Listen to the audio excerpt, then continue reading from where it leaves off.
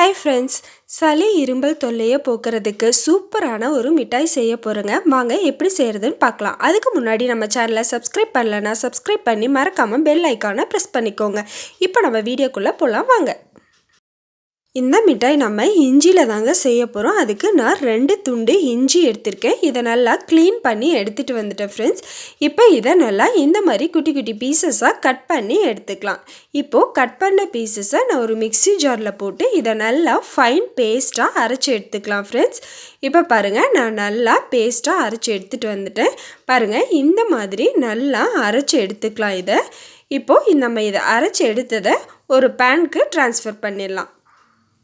பாருங்கள், இப்போ இது ஒரு பேனில் மாற்றிட்டோம். இப்போ இதில் நான் 1 கப் அளவுக்கு தண்ணி ஆட் பண்ணிக்கிறேன். இது கூட எந்த கப்பில் நான் தண்ணி எடுத்துக்கிட்டேனோ அதே கப்பில் 1 கப் அளவுக்கு சுகர் ஆட் பண்ணிக்கிறேன். இப்போ இந்த சுகர் நல்லா கரைஞ்சி வர அளவுக்கு இதை நல்லா நம்ம மிக்ஸ் பண்ணி விட்டுறலாம். இப்போ சுகர் நல்லா கரைஞ்சி இது ஒரு கொதி வர வரைக்கும் நல்லா நம்ம மிக்ஸ் பண்ணி விட்டுறலாம். அந்த நல்லா கொதிச்சு வந்துச்சுனாடா அந்த இஞ்சியோட ஃப்ளேவர்லாம் நம்மளுக்கு அந்த வாட்டரில் நல்லா மிக்ஸ் ஆகி வரும். ஸோ அதனால் நல்லா ஒரு வாட்டி கொதிச்சு வரட்டும். பாருங்கள், இப்போ நல்லா இது கொதிச்சு வந்துருச்சு.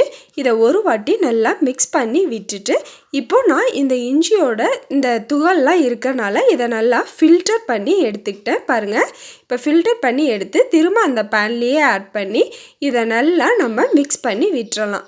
இது நல்லா நம்மளுக்கு கொதிச்சு வரணும் ஃப்ரெண்ட்ஸ். கொதிச்சு நல்லா நுர பொங்க வரும். அந்த அளவுக்கு நம்ம மிக்ஸ் பண்ணி விட்டுக்கலாம். இப்போ பாருங்கள், லைட்டாக கொதிச்சதும் இதில் 1/2 டேபிள் ஸ்பூன் அளவுக்கு கிராம்பு தூள் ஆட் பண்ணியிருக்கேன். வெறும் கிராம்பை மட்டும் எடுத்து பொடி பண்ணி ஆட் பண்ணியிருக்கேன். இப்போ இதையும் நல்லா நம்ம மிக்ஸ் பண்ணி விட்டுறலாம்.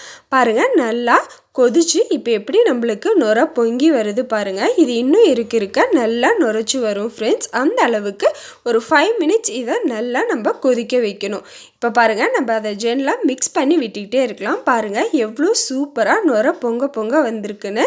இதை நல்லா நம்ம ஜென்லாக மிக்ஸ் பண்ணிகிட்ருக்கலாம். பாருங்கள், இப்போ நல்லா நம்மளுக்கு நுர பொங்கி கொதிச்சு வந்துருச்சு. இந்த ஸ்டேஜில் ஒரு 1/2 லெமன் நான் ஆட் பண்ணிக்கிறேன். இதுலேயே அப்படியே புழிஞ்சு விட்டுறேன். அப்போ தான் நம்மளுக்கு திரும்ப சுகராக நம்மளுக்கு மாறாமல் அப்படியே இருக்கும். ஸோ அதனால இந்த இடத்துல லெமன் ஆட் பண்ணிக்கிறேன். இப்போ இதை நம்ம நல்லா ஒரு வாட்டி மிக்ஸ் பண்ணி விட்டுட்டு நம்ம ஸ்டவ்வை ஆஃப் பண்ணிக்கலாம். ஆஃப் பண்ணி இந்த நுரையெல்லாம் அடங்குற அளவுக்கு நம்ம இதை விட்டுறலாம். பாருங்கள், இப்போ இந்த நுரையெல்லாம் நல்லா அடங்கிடுச்சு. நான் ஸ்டவ்வும் ஆஃப் பண்ணிவிட்டு இதில் 1 டேபிள் ஸ்பூன் அளவுக்கு ஹனி ஆட் பண்ணிக்கிறேன். ஆட் பண்ணி அதையும் நல்லா மிக்ஸ் பண்ணி விட்டுறேன். இந்த தேன் நம்ம ஆட் பண்ணுறனால இன்னும் நம்மளுக்கு நல்லா டேஸ்ட்டாக இருக்குங்க. இதை அப்படியே ஆற விட்டுறலாம். பாருங்கள், இந்த கன்சிஸ்டன்சிக்கு வந்ததும் ஒரு பிளேட்டில் லைட்டாக ஆயில் அப்ளை பண்ணி ரொம்ப லைட்டாக ஆயில் அப்ளை பண்ணி இதில் இந்த மாதிரி மிட்டாயை கொஞ்சம் கொஞ்சமாக ஊற்றி எடுத்துக்கலாம் ஃப்ரெண்ட்ஸ். பாருங்கள், கொஞ்சம் கொஞ்சமாக ஆட் பண்ணி நம்ம எடுத்துக்கலாம். இதெல்லாம் சளி இருக்கிறப்ப நம்ம சாப்பிட்டோம்னா நம்ம தொண்டைக்கு நல்லா காரமாக இருக்கும் ஃப்ரெண்ட்ஸ். இது நம்ம இஞ்சியிலையும் கிராம்பும் போட்டிருக்கனால தொண்டைக்கு நல்ல இதமாக இருக்கும். குழந்தைங்களும் நம்ம மருந்து மாத்திரைலாம் கொடுத்தோன்னா சாப்பிட அடைப்பிடிப்பாங்க. இதில் சுகர் ஆட் பண்ணியிருக்கனால கொடுத்தோம்னா அவங்களும் விரும்பி சாப்பிடுவாங்க. பாருங்கள், அவ்வளோதான், நம்மளுக்கு மிட்டாய் சூப்பராக ரெடி ஆயிடுச்சு. எவ்வளோ சாஃப்டாக இருக்குது பாருங்கள் பார்க்கவே. குழந்தைங்களும் இதை கண்டிப்பாக விரும்பி சாப்பிடுவாங்க. கண்டிப்பாக நீங்களும் ட்ரை பண்ணி பாருங்கள். இந்த வீடியோ உங்களுக்கு பிடிச்சிருந்துச்சுன்னா லைக் பண்ணுங்கள், ஷேர் பண்ணுங்கள், மறக்காமல் சப்ஸ்கிரைப் பண்ணி நம்ம சேனலுக்கு சப்போர்ட் பண்ணுங்கள். தேங்க்யூ. கீப் வாட்சிங்.